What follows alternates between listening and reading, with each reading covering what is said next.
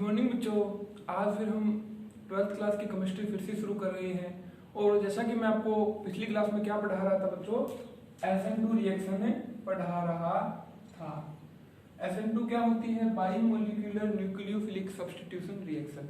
तो बच्चों थोड़ा सा ब्रीफ कर देता हूँ SN2 का, फिर हम आज SN1 पढ़ना शुरू करेंगे। SN1 का क्या होगा? Unimolecular nucleophilic substitution reaction. तो SN2 में कैसा था बच्चों, अगर ये कोई सबस्ट्रेट है या CH3 लेके चलते हैं हमें, तो यहाँ पर अगर कोई न्यूक्लियोफाइल अटैक कहाँ से करता है? पीछे से अटैक करता है। इस बात को याद रखना आप, पीछे से अटैक करता है। अब पीछे से अटैक क्यों करता है?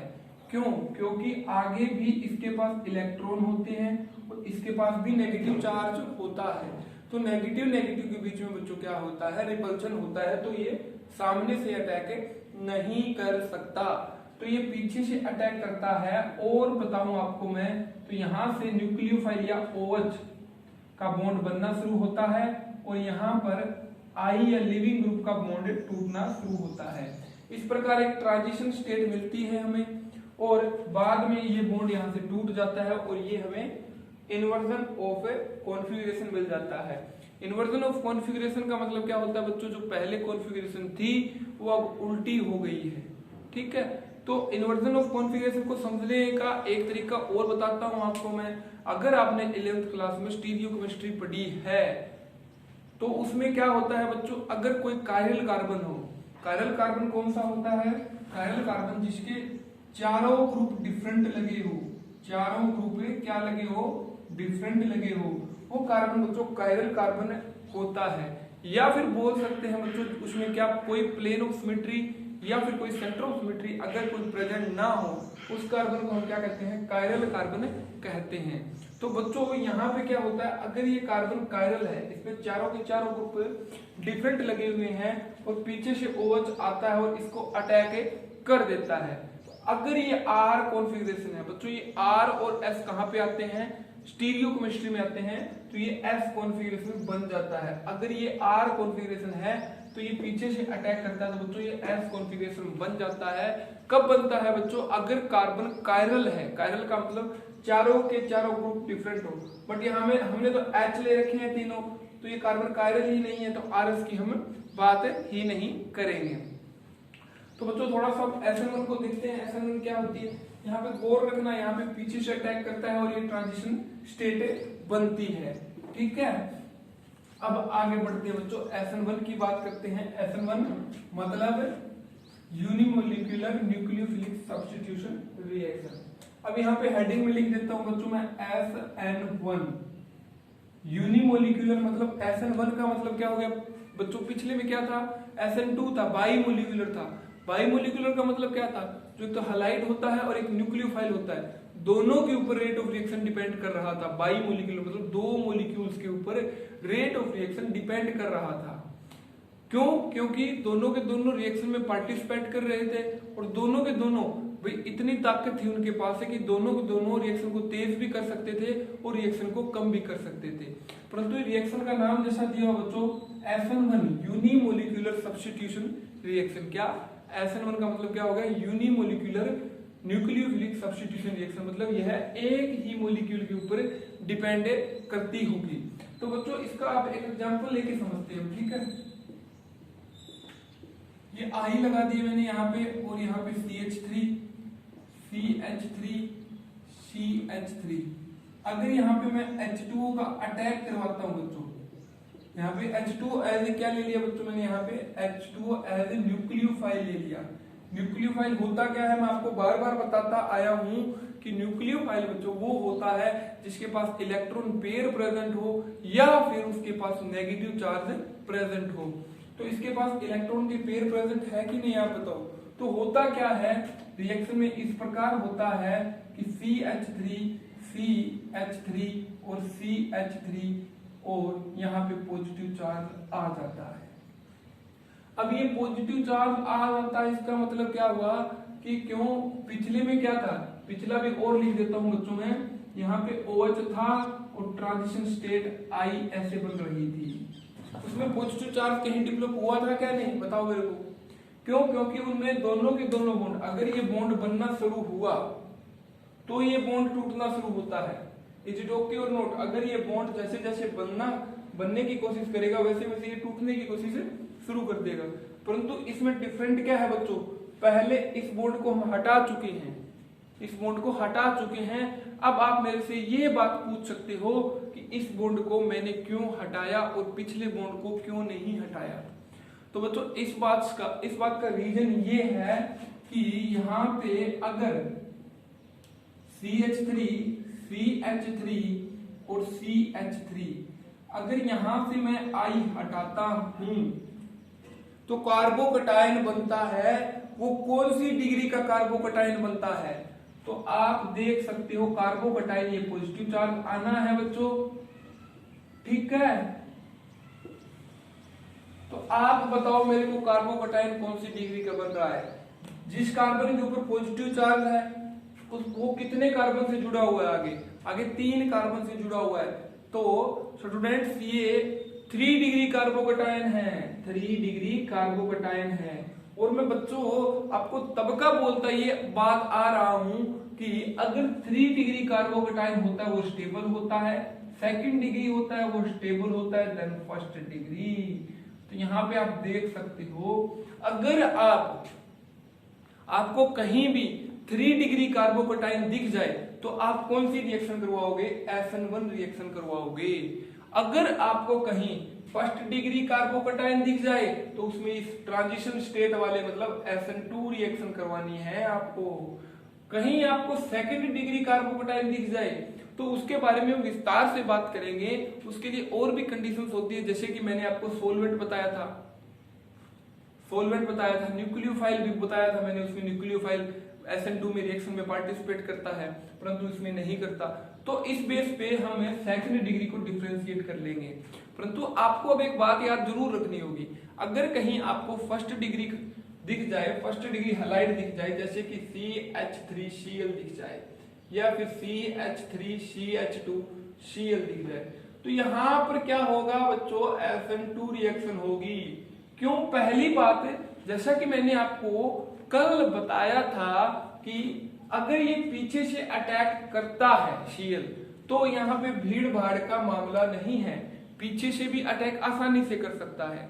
परंतु यहाँ पे अगर जो H2 लिया था हमने वो यहाँ से पीछे से अटैक करने की कोशिश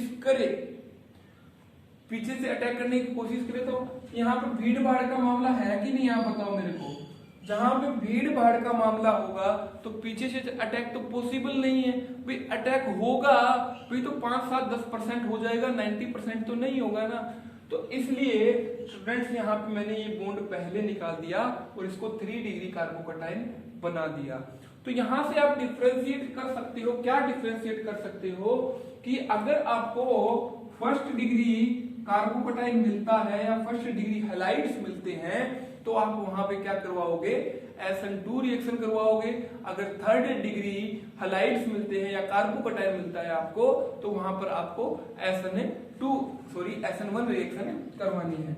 अब आगे देखो आप, ये चीजें स्टूडेंट सारी 11वीं क्लास से या 11th क्लास से रिलेटेड होती है, तभी तो मैं आपको बोल रहा हूं। अब देखो एक बात और बताने वाला हूं आपको मैं, ठीक है। तो अब जो आपका OH पॉजिटिव था, सॉरी यहाँ पे मैं दोबारा लिख देता हूं, चलो ये H2 है ना, ये H2 यहाँ पे पॉजिटिव चार्ज है और H2 के पास क्या है? इलेक्ट्रॉन्स प्रेजेंट है कि नहीं? तो ये इलेक्ट्रॉन पॉजिटिव चार्ज के पास जाना पसंद करेंगे कि नहीं करेंगे? आप मेरे को ये बात बताओ। क्यों? क्योंकि पॉजिटिव चार्ज और नेगेटिव चार्ज के बीच में तो प्यार होता है ना कि दुश्मनी होती है। तो ये इसकी तरफ भागने की कोशिश करेंगे कि नहीं करेंगे? अगर इसकी तरफ आएंगे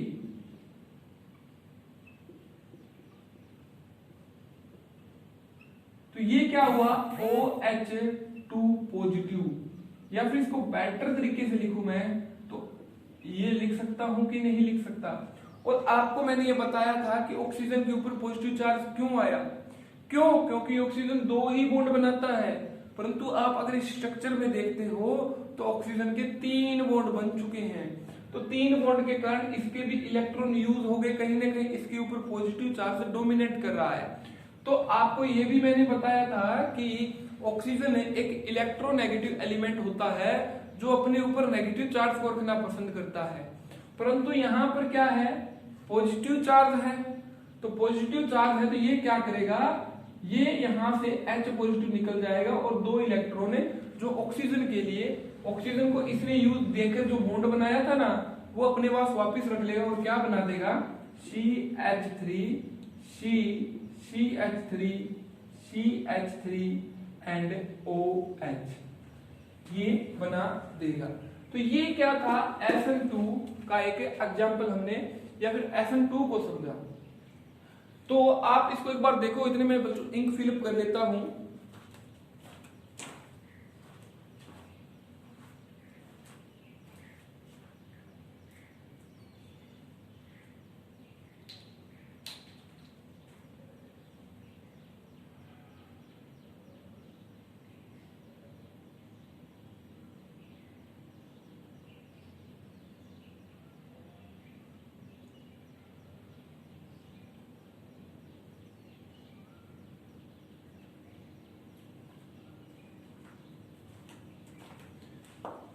ठीक है स्टूडेंट्स,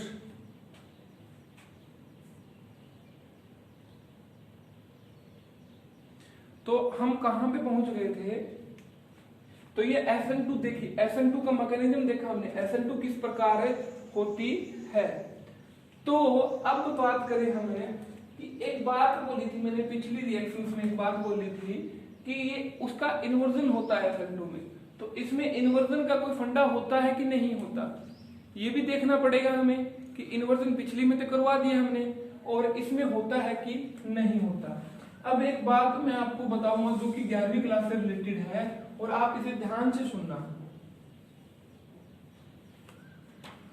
जो कार्बोकटायन होता है, क्या, जो कार्बोकटायन होता है वो sp2 हाइब्रिडाइज्ड होता है।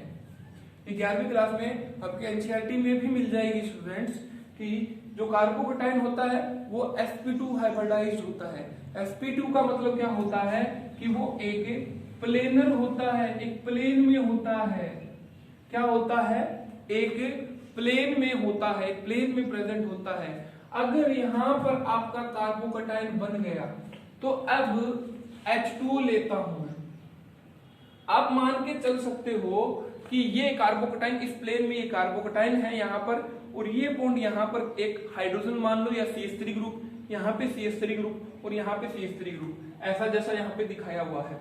बीच वाला कार्बन क्या है, पॉजिटिव कार्बन है, बीच वाला कार्बन पॉजिटिव है, जैसा कि यहाँ पे मेरे हाथ पे आपको दिख रहा है, यहाँ पर कार्बोकटायन सेंटर प्रेजेंट है।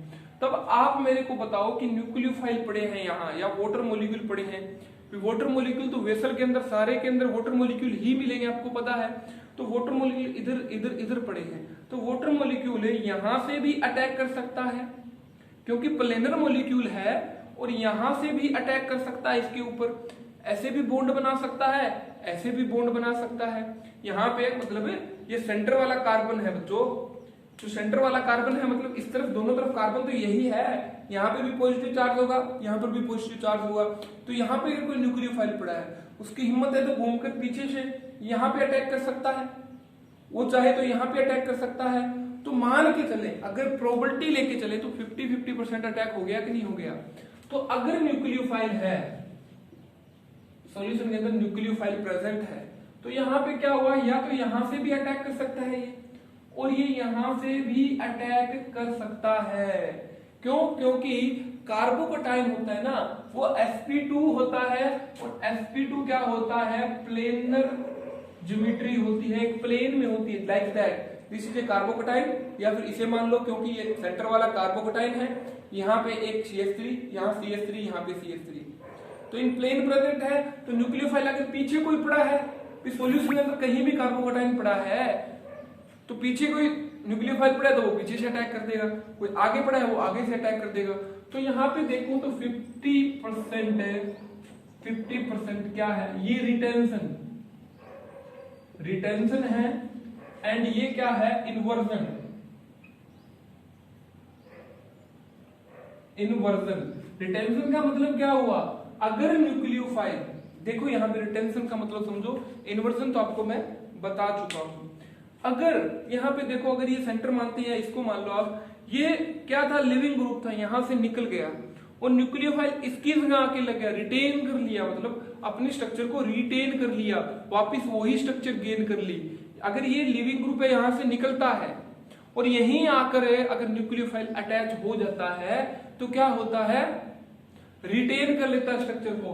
तो यहां से 50-50% प्रोबेबिलिटी है कि नहीं, किस चीज की, रिटेंशन की और इन्वर्जन की। अगर बच्चों 50-50% रिटेंशन और इन्वर्जन होता है तो उसको हम क्या बोलते हैं, रेसमिक मिक्सचर।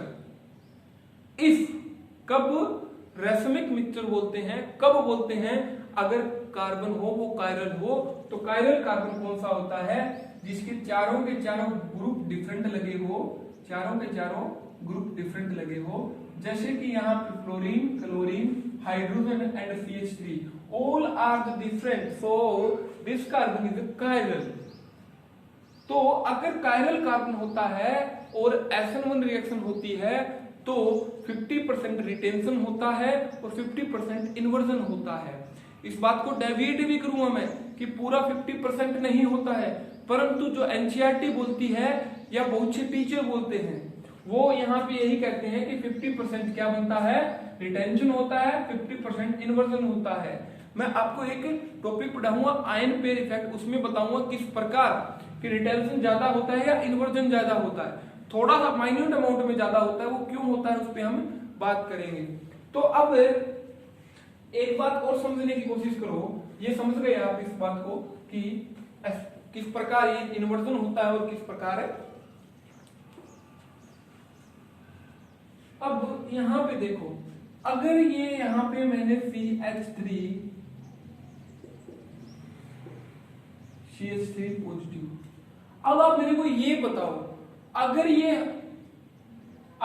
आयोडाइड है या आयोडीन है, यहां से निकलेगा, आयोडीन है यहां से निकलकर कार्बोकैटायन बनाएगा, तभी तो H2O अटैक करेगा। अगर ये आयोडीन यहां से निकलता ही नहीं है तो H2O तो अटैक ही नहीं करेगा। इस बात को समझ रहे हो आप। तो रेट की बात करूं मैं, रेट वो होती है K इंटू RX का मतलब क्या हो गया, हलाइड्स, इसके ऊपर डिपेंड करती है। क्यों, आप बोलोगे आपने अब की बार न्यूक्लियोफाइल क्यों नहीं लिया, तो न्यूक्लियोफाइल मैंने अब की बार इसलिए नहीं लिया क्योंकि अगर ये I यहां से निकलता है तो ही तो कार्बोकैटायन बनेगा, अगर ये I यहां से ना निकले तो कार्बोकैटायन नहीं बनेगा, और कार्बोकैटायन नहीं बनेगा तो ये H2O का मॉलिक्यूल इसके ऊपर अटैक नहीं करेगा, अगर अटैक नहीं करेगा तो हमें प्रोडक्ट नहीं मिलेगा। तो सारी की सारी बात इस चीज पे डिपेंड करती है कि अल्काइल हैलाइड कैसा है, उसमें आयोडीन आसानी से निकलेगा या नहीं निकलेगा। तो रेट इसलिए मैं यहाँ पे बोलता हूं कि अल्काइल हैलाइड के ऊपर डिपेंड करती है। तो स्टूडेंट्स, आज का सेशन यहीं खत्म करते हैं। प्लीज मेरे चैनल को सब्सक्राइब करो, वीडियो को लाइक करो और 11th क्लास की ऑर्गेनिक केमिस्ट्री जरूर पढ़ो और अपने प्रिंसिपल सर को फीडबैक भेजो। थैंक यू बच्चों।